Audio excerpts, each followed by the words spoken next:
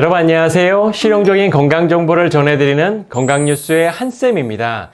오늘은 환절기에 기관지로 고생하시는 분들, 그리고 잇몸병으로 고생하시는 분들이라면 반드시 보셔야 할 영상을 준비했는데요. 옛말에 오래된 도라지는 산삼보다 낫다라는 말이 있을 정도로 이 도라지가 우리 몸에 좋다는 사실은 누구나 다 아는 사실이지만 생각보다 일상에서 효과가 거의 없는 방식으로 섭취하는 경우가 많다고 하는데요.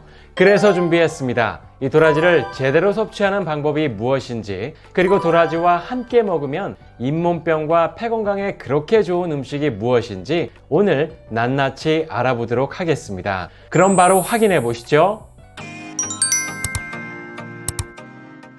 일반적으로 우리가 도라지를 먹을 때 약간의 쓴맛과 아린맛을 내는 독성 성분 때문에 대부분 껍질을 제거하고 물에 담갔다가 드실 텐데요. 하지만 도라지를 제대로 섭취하기 위해선 물에 담그지 않고 껍질까지 모두 섭취하는 것이 가장 좋은 방법이라고 합니다. 실제로 도라지의 핵심 성분인 사포닌 성분은 이 껍질과 잔뿌리에 다량으로 함유되어 있어서 이것을 제거하고 먹으면 효과가 거의 없다고 하는데요. 또한 도라지의 쓴맛을 제거하기 위해 물에 하룻밤을 담가두게 되면 수용성인 사포닌 성분이 모두 빠져나가게 되고 그것을 먹어봤자 효과가 거의 없기 때문에 껍질째 생으로 먹거나 말려서 차나 가루를 내서 요리에 활용해서 섭취하는 것이 가장 좋은 방법이라고 합니다. 이렇게 좋은 가을 도라지는 특히 껍질째 먹게 되면 폐 건강에 그렇게 좋은데요. 실제로 동의보감을 보게 되면 이 도라지는 폐기를 맑게 하고 가래를 없애주며 이 목감기와 호흡곤란을 완화하는 데 사용했다라고 기록될 정도로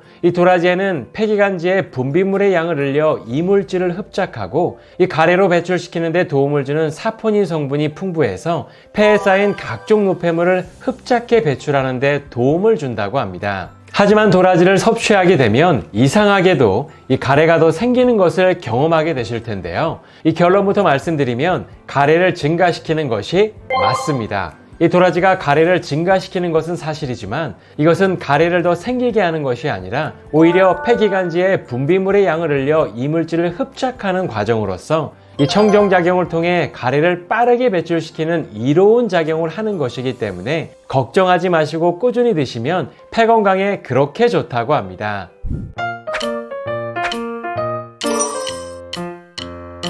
한방에서도 도라지는 다양하고 유명한 처방에 주로 사용될 정도로 이 폐와 기관지에 정말 효과적이어서 특히 인후염과 구내염 그리고 잇몸병을 치료하는 데 사용되고 있는데요. 물론 도라지만 먹어도 좋지만 특히 이것과 같이 먹으면 이 구내염과 잇몸병으로 고생하시는 분들에게 그렇게 좋다고 하는데요. 그것은 바로 감초입니다. 감초는 이미 수많은 연구 결과에서 잇몸 질환을 유발하는 세균들을 박멸하고 이 다양한 구강 질환을 치료하는 데 매우 효과가 있다고 발표될 정도로 항염증 작용이 매우 뛰어나서 이 충치와 잇몸 질환을 유발하는 세균을 퇴치하는 데 큰 도움을 주고 있는데요. 특히 도라지 속에 풍부한 사포닌 성분이 구강질환을 일으키는 입안의 각종 세균들을 살균하고 감초 속에 풍부한 리코리시딘 성분이 충치와 잇몸 질환을 일으키는 구강 박테리아를 죽이는 데 도움을 주기 때문에 이 도라지와 함께 넣어 차로 우려 마시면 잇몸병과 각종 구강 질환을 치료하는 데 큰 도움이 된다고 합니다. 실제로 보건의료산업학회지에 발표된 연구 결과에서도 이 구강 질환을 일으키는 구강 미생물에 도라지 추출액을 투여한 결과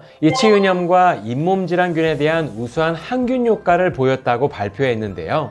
이 더 놀라운 것은 사포닌의 함량이 높은 껍질에서 추출물을 투여했을 땐 훨씬 더 강력한 항균 효과를 보였다고 합니다. 때문에 잇몸병과 다양한 구강 질환을 치료하기 위해선 반드시 이 껍질까지 포함해서 함께 섭취하는 것이 좋고 이 잔뿌리까지 섭취하면 더욱 좋다고 합니다.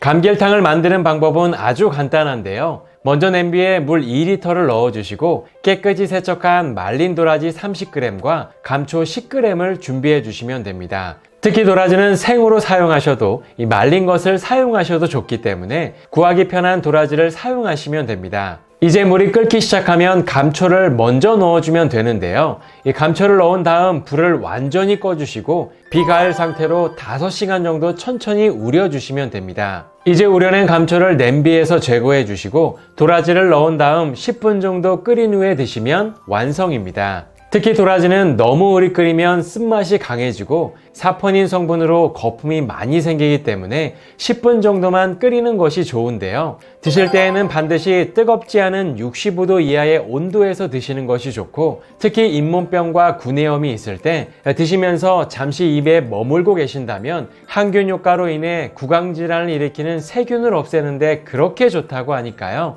꼭 한번 드셔보시면 좋을 것 같아요.